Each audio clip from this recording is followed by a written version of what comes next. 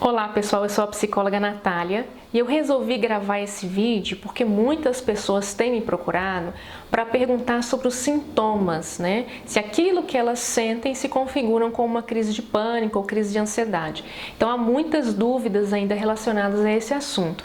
Então eu resolvi gravar o vídeo para tirar aí algumas dúvidas. Bom, uma crise de ansiedade ou uma crise de pânico tende a ser um episódio súbito, ou seja, a pessoa não está esperando e ela é subitamente invadida por diversos sintomas.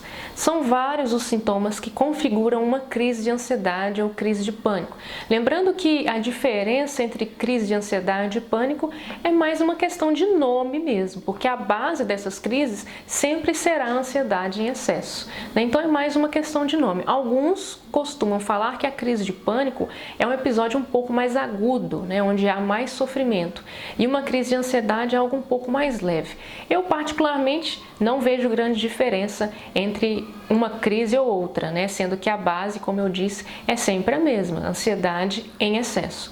Então, uma crise dessas, ela tende a começar abruptamente, né? A pessoa começa a sentir uma série de sintomas, uma série de mobilizações no próprio corpo que tendem a fazer com que muitas pessoas se assustem. Bom, entre esses sintomas, a gente vai destacar aqui os principais, que é a taquicardia, que é quando o coração acelera, né? A pessoa está parada, está em repouso e o coração ali vai, né, batendo cada vez mais forte. Claro, depois ele tende a desacelerar, né? Mas naquele período da crise, o coração ele tende a bater mais forte. Suores, né? A pessoa começa a suar, principalmente as mãos e os pés. Tremores, né? As mãos e os pés, as pernas tendem a tremer, né? A pessoa sente uma sensação de falta de ar. Algumas relatam incômodo no peito, né, uma dor no peito, ou até mesmo sensação de que há um peso sobre o peito.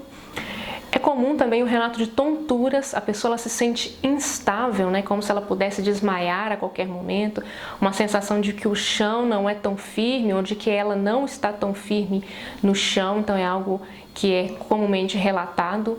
A pessoa pode vir a sentir calafrios ou até mesmo o oposto, ondas de calor, né? Isso tem muito a ver com os processos que estão acontecendo dentro do corpo durante uma crise. Formigamento, né? As mãos começam a formigar, o rosto começa a formigar, ou até mesmo a sensação de anestesia, né? Que é uma sensação muito parecida com o formigamento, né? Só que com uma impressão maior de estar com o membro anestesiado. Dois outros sintomas muito comuns numa crise de ansiedade e pânico é a chamada desrealização e despersonalização, né? O que vem a ser isso? A desrealização é quando a pessoa ela tem a impressão de não estar naquele lugar, ou do lugar em que ela está parecer estranho, né? Como se aquele lugar não fosse um lugar familiar. E a despersonalização é a impressão de não estar no próprio corpo, né? Ou de estar se observando fora do próprio corpo. Esses são os mais comuns e é também os sintomas que caracterizam crise de ansiedade e pânico, mas podem sim surgir outros sintomas aí.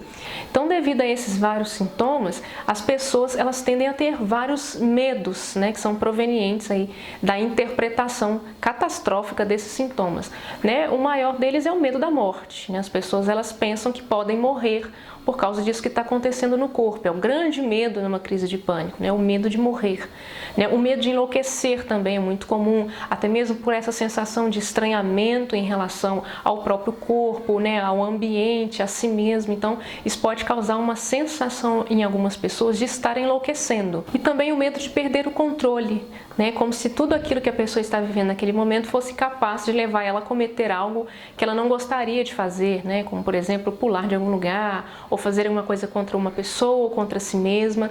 Então, esses medos são muito comuns aí em quem passa por crise de ansiedade e de pânico, né? Esses episódios, eles têm uma duração média de 15, 20 até 30 minutos.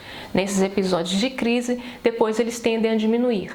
Claro que há alguns casos que fogem, né, dessa regra, pessoas que relatam crises que duram horas, mas não é comum, né? O mais comum é que dure menos tempo e que vá diminuindo depois de um certo período.